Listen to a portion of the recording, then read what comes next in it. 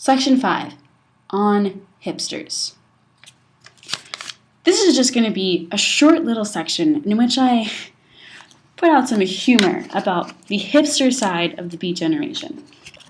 Hipster is a word that has recently been brought back into play by youth culture, by kids like me. I identify as hipster in an ironic, joking way, which of course makes me a hipster because that's what hipsters do. They're ironic. And the thing is, I didn't even realize this, but it's true. Hipsters started out in the beat movement. And there are some very clear-cut definitions of what hipsters are in this book, Understanding the Beats. The hipster, said Mailer, knows that new kinds of victories increase one's power for new kinds of perception, and defeats, the wrong kinds of defeats, attack the body and imprisons one's energy until one is jailed in the prison air of other people's habits, other people's defeats, boredom, quiet desperation, and muted, icy, self-destroying rage. Although hipsters were a national phenomenon, they were usually found in cities. It's like hipsters are a whole other species. They're not beats, they're hipsters. They're hip. I know I read before, I talked about how beat poetry came from hip culture and from bebop music. The hipster, in Norman Mailer's classic definition, set out to encourage the psychopath in oneself, to explore that domain of experience where security is boredom and therefore sickness, and one exists in the present, and that enormous present which is without past or future, memory or planned intention, life where a man must go until he is beat, where he must gamble with his energies through all those small or large crises of courage and unforeseen situations which beset his day, where he must be with it or doomed not to swing. And swing is an entirely different genre of music. It's not more lively, but it's more physical than bebop or jazz. It's dancing, it's sweating, it's falling on the floor from exhaustion, swing dancing. It's also very misogynistic. Very, very misogynistic, which is a big theme that runs throughout a lot of beat poetry and beat culture. Not things necessarily from Ginsberg, but definitely from Kerouac. There's a lot of little bits of misogyny when he refers to women and the way he describes them. And it's bad because it's misogynistic, but at the same time, you look at it and you're like, oh, that's how things were. That's how people treated women. And it's not good that they did, but also you can't say, oh, Kerouac, you horrible bad person, because I don't think he himself was evil to women. I think he was writing realistically, and that's how people treated women and talked about women. And I digress about misogyny in the beat culture because that's a completely different essay. Although the hipster's enemy was the materialistic American, even the cool hipster was so rarely so aesthetic or austere to cut himself or him or herself totally off from the world. Hip culture was in itself in more ways deeply commercial or commercialized and materialistic. Really, because hipsterism became a huge fad, and then the 70s came along and the hipster devolved into the hippie. And then in the 80s, funk got really big. We went from jazz, bebop, swing to rock and roll to hardcore to the Beatles into the Beatles, morphed into the hippie movement, into more psychedelic music in the 70s. And then there came bands like The Doors and The Cars and Steely Dan. And you came into the 80s and Grand Funk Railroad and music exploded and was huge. Everything was huge in the 80s. And then there was the 90s with the introduction of more boy bands that were more materialistic. And then hipsters started coming back. It's a big, mad cycle of culture and music.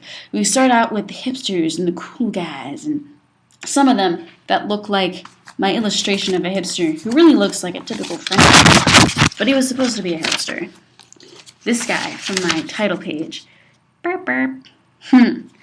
They start to resurface, and they have now, and there are people that wear hush puppies, and there's people that Malcolm Gladwell calls trendsetters. They're the hipsters. They are so funny to me. Here it is. Beat poetry and fiction was rooted in hip culture, Hip culture.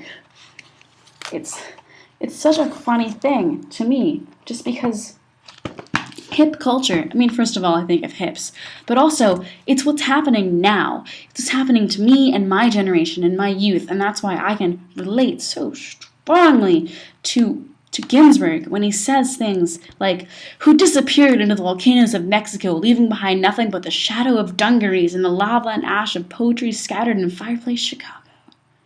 First of all, at my age, I'm 19. Well, my friends range anywhere from 17 to 23. It's this nice little box, and I think that's where these poets were when they started out. They were in college. They were up-and-coming youths. They could have been so great. I mean, Kerouac was going to Columbia to play football. He seemed so straight-edge, so on the nail, and then, bam! One little thing twisted him off the road. He was reacting solely to his environment. And he was in New York, such a big, crazy place full of all these people, and the Beat Generation is just this bouncing around, back and forth, mixing of cultures and people and of thought processes and drugs. And then there's the hipsters. These little rocks of solid good sense and good taste. I don't know. Do they have that? The hipsters are always going to be around. They never really go away.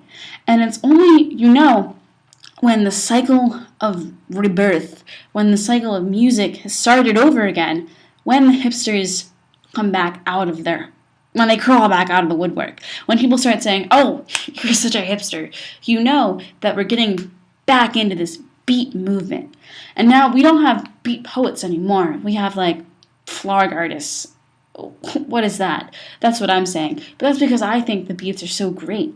Obviously, there are people who love flarg, like the flarg poets. Love what they do. Then there's people like, Professor Claudia Emerson writes about dead babies, apparently. I'm sure she writes about other things too. But her particular style, the way she describes things concretely in her poetry, I find to be very beatific. I think it's coming back. I think as kids like me are reading On the Road and they're getting really into Howl and we're getting into these styles of animation and the internet, we're becoming beats through the internet. Instead of being out on the streets, we're doing drugs in our basements. Not me. I'm not doing drugs in anyone's basements. But that's what my friends are doing. I'll be honest. My friends drink and they do drugs, and I'm okay with that because I accept them for who they are, and that's the movement how it is now. The movement is acceptance. Back when the beats were new, or were they really new? When the beats were reincarnated in the early 60s, in the Beat Generation, the movement was go crazy. The movement was be accepted for who you are. Accept yourself. It was break the boundaries and write your own rules. Well, now in the early 2020s, it's 2012. I don't really know what to call that. But now the movement is accept everyone. Taste the rainbow. LGBT. It's this big love everyone movement. And I think it's spectacular. So, the hipsters. Yes.